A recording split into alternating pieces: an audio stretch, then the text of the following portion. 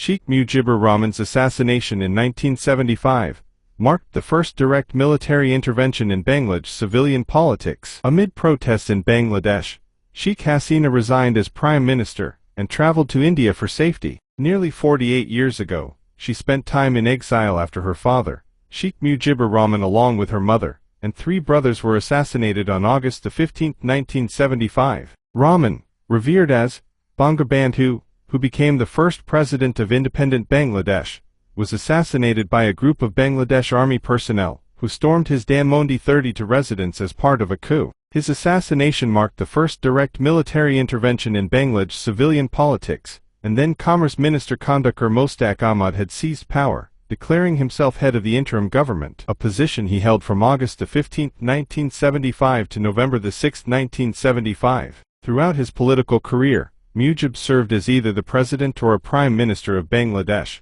from April 1971 until his assassination. In the 1970 undivided Pakistan general election, Sheikh Mujib's Awami League party won nearly all the seats in what was then East Pakistan, which later became Bangladesh. Despite delays from the Pakistani military in handing over power, Mujib effectively led East Pakistan. At the start of the Bangladesh Liberation War in 1971, he was arrested by Pakistani soldiers on March 25, just after declaring Bangladesh's independence. After the Pakistani forces surrendered on December 16, Mujib was released in London, then flew to India and returned to Bangladesh. He served as Prime Minister for 3 years after the country gained independence. It is claimed that Mujib's nephew Sheikh Fazlul Haq Mani received high-ranking positions in the government established by the former. Despite a ban on private trade with India imposed to curb inflation, Haq continued these activities with Mujib's approval. This has been interpreted as an effort by Mujib to establish a political dynasty. Many media reports also suggest that Mujib's brother Sheikh Natsir was allegedly involved in smuggling in the southeast.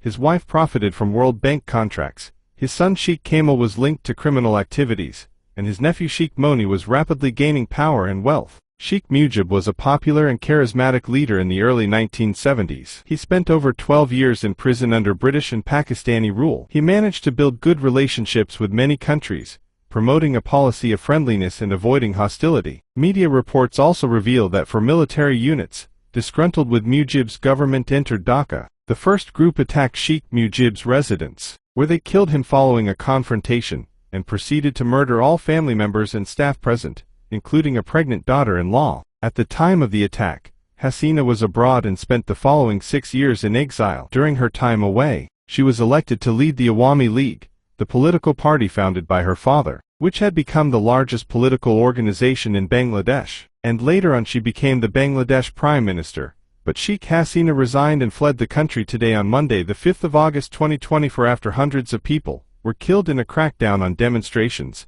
that began as protests against job quotas and swelled into a movement demanding her downfall. Jubilant crowds stormed into the opulent grounds of the presidential residence unopposed, carrying out looted furniture and TVs. One man balanced a red velvet, gilt-edged chair on his head. Another held an armful of vases. Elsewhere in Dhaka, protesters climbed atop a statue of Hasina's father, state founder Sheikh Mujibur Rahman, and began chiseling away at the head with an axe. The flight into exile ended a 15-year second stint in power for Hasina, who has ruled for 20 of the last 30 years as leader of the political movement inherited from her father, assassinated with most of his family in a 1975 coup. Hasina had left the country for her own safety, at the insistence of her family. Her son Sajib Vaz Joy told the BBC World Service. Earlier, Army Chief General Waker-uz-Zaman announced Hasina's resignation in a televised address to the nation, and said an interim government would be formed. He said he had held talks with leaders of major political parties,